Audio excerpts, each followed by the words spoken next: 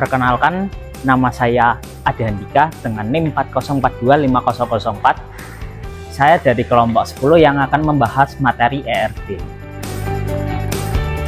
Kenalkan, nama saya Muhammad Askar Banisari dengan NIM 404250555. Perkenalkan, nama saya Muqtafi Muhammad dengan NIM 404255047. Perkenalkan, nama saya Nabil Huda Saputra dengan NIM 404255084. Oke, langsung saja materi yang pertama yaitu pengertian ERD. Apa sih itu ERD? ERD adalah Entity Relationship Diagram. ERD ini sendiri adalah diagram visual yang menggambarkan entitas atau objek, atribut, sifat dari entitas itu, relasi hubungan antar entitas dalam sebuah basis data. Dan yang terakhir adalah kardinalitas atau jumlah entitas yang terlibat dalam sebuah relasi. ERD sendiri bertindak sebagai blueprint yang merancang struktur basis data secara logis lalu diimplementasikan ke dalam DBMS seperti PostgreSQL, MySQL, dan lain sebagainya. Oke, materi yang selanjutnya yaitu komponen umum dalam sebuah ERD. Di sini ada 4 komponen. Yang pertama itu entitas atau objek nyata. Objek ini secara konseptual dapat dibedakan dari objek-objek lainnya dan memiliki peran dalam sistem basis data secara lingkup besar. Yang kedua itu atribut. Atribut ini adalah sifat atau karakteristik yang mendeskripsikan sebuah entitas atau relasi. Nah, yang ketiga ini relasi, yaitu hubungan logis antar entitas yang menggambarkan interaksi atau ketergantungan antar entitas dalam basis data. Intinya itu relasi ini penjelasan sebuah kesinambungan antara satu entitas dengan entitas lainnya. Yang keempat yaitu kardinalitas. Kardinalitas ini jumlah entitas yang terlibat dalam satu relasi atau sebuah relasi. Oke, next, selanjutnya slide ketiga yaitu slide manfaat dari ERD. Di sini ada 5 manfaat. Yang pertama itu visualis struktur.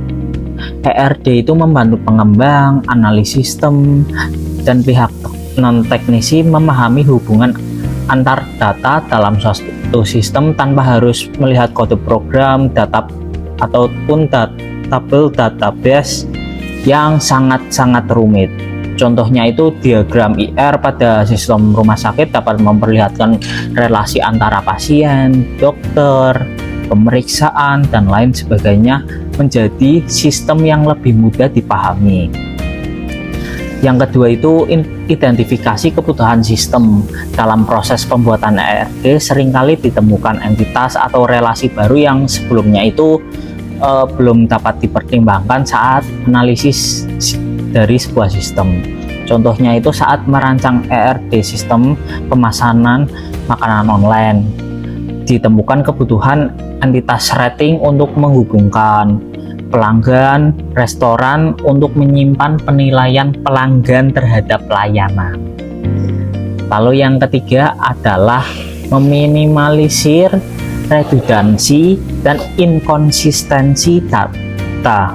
ERD membantu memastikan bahwa setiap data dapat disimpan pada tempat yang tepat sehingga mengurangi duplikasi data yang tidak berguna.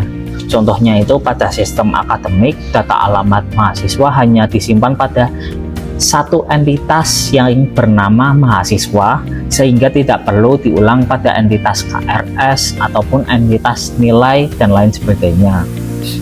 Yang keempat itu ada komunikasi efektif antar tim development. Nah, ERD sendiri juga menjadi media komunikasi yang jelas antara tim teknisi seperti programmer dan analis sistem dengan pihak non-teknis seperti manajer atau pengguna sistem itu sendiri. Contoh dalam pengembangan sistem manajemen hotel, pihak manajemen dapat memberikan masukan mengenai atribut yang diperlukan pada entitas kamar, seperti tipe kamar, harga kamar, dan fasilitas-fasilitas yang tersedia dalam kamar. Lalu yang kelima, yang terakhir adalah dasar pembuatan skema database. ERD ini digunakan sebagai dasaran dalam proses pembuatan struktur database yang akan diterapkan dalam DBMS. DBMS-nya ya seperti yang saya jelaskan, seperti PostgreSQL, MySQL, dan lain sebagainya. Contohnya itu produk pada ERD akan diubah menjadi tabel produk dalam database dengan kolom seperti ID produk, nama produk, harga, dan stok.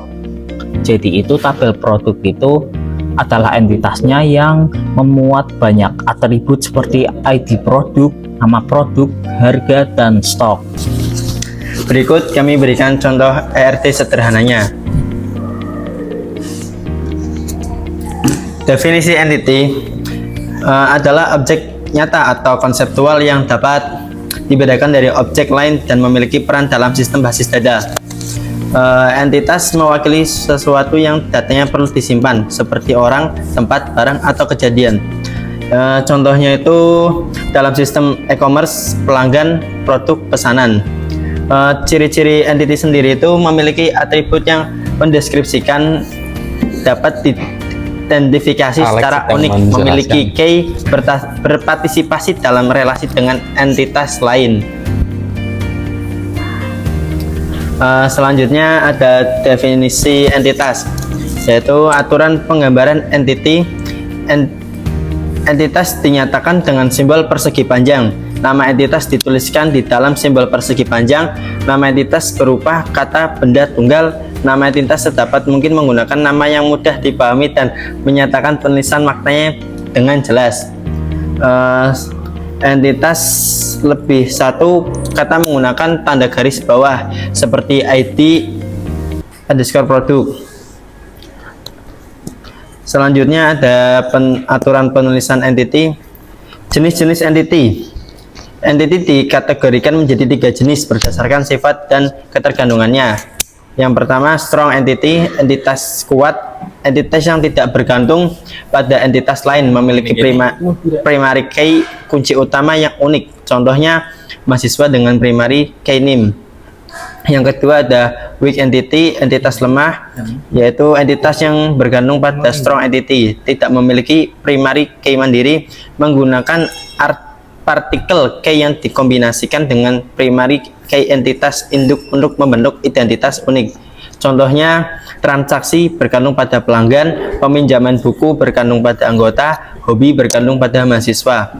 Yang ketiga ada associative entity, entitas asosiatif, yaitu entitas yang muncul akibat relasi many to many antara dua entitas. Contohnya, pendaftaran menghubungkan mahasiswa dan mata kuliah.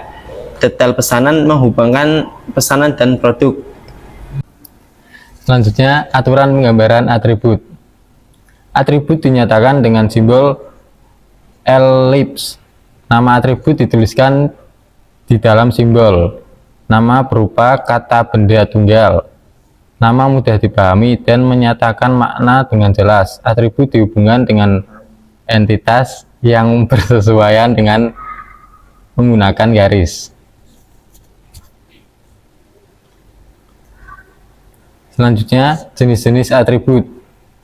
Yang pertama adalah simple atribut atau atribut sederhana. Atribut yang tidak bisa dibagi menjadi bagian lebih kecil. Contohnya seperti name dan tanggal lahir. Lalu yang kedua, composite atribut. Atribut yang terdiri dari sub-atribut. Contohnya alamat seperti kota, jalan, kode pos. Lalu yang ketiga, single value atribut. Atribut yang hanya menyimpan satu nilai. Contohnya usia dan tanggal lahir. Dan yang keempat, multi value atribut. atribut yang bisa menyimpan lebih dari satu nilai. Contohnya seperti nomor telepon. Dan yang kelima, derived atribut. Atribut yang nilainya dihitung dengan atribut lain. Contohnya usia dihitung dari tanggal lahir. Lalu yang terakhir, key atribut. Atribut yang mengidentifikasi identitas secara unik. Contohnya NIM untuk identitas mahasiswa, ISBN untuk identitas buku. Lalu slide berikutnya, key atribut atau candidate key. Atribut kunci adalah atribut yang digunakan untuk mengidentifikasi record secara unik dalam tabel atau entitas. Cirinya seperti nilai tidak boleh nol, nilai harus unik, dan sederhana. Contohnya, NIM, kode unik pada tabel mahasiswa, ID pelanggan pada tabel pelanggan. Selanjutnya, slide definisi relationship. Relationship adalah hubungan logis antara entitas yang menggambarkan interaksi atau ketergantungan antar entitas dalam basis data. Relasi ini direpresentasikan dengan garis atau simbol khusus dalam ERD. Kemudian jenis-jenis kardinalitas relasi. Nah, yang pertama ada one-to-one. Relasi one-to-one terjadi ketika satu entitas hanya berhubungan dengan satu entitas lain dan sebaliknya. Contohnya, karyawan memiliki satu kartu identitas pegawai. Setiap kartu identitas pegawai hanya dimiliki oleh satu karyawan. Satu karyawan hanya memiliki satu kartu identitas dan satu kartu identitas tidak bisa dimiliki oleh suatu karyawan lain. Kemudian yang kedua, one to many atau many to one. Relasi one to many terjadi ketika satu entitas dapat berhubungan dengan banyak entitas lain, tetapi entitas ini di sisi lain hanya berhubungan dengan satu entitas. Contohnya, satu guru mengajar banyak siswa di kelas. Setiap siswa hanya memiliki satu guru wali kelas. Jadi, seorang guru dapat membimbing banyak siswa, tapi setiap siswanya hanya memiliki satu grup wali kelas. Kemudian yang ketiga, many to many. Relasi many to many terjadi ketika banyak entitas dapat berhubungan dengan entitas lainnya.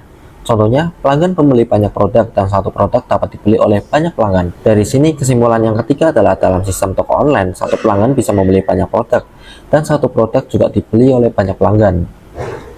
Kemudian, saya akan menggambarkan simbol-simbol ERD versi Chen.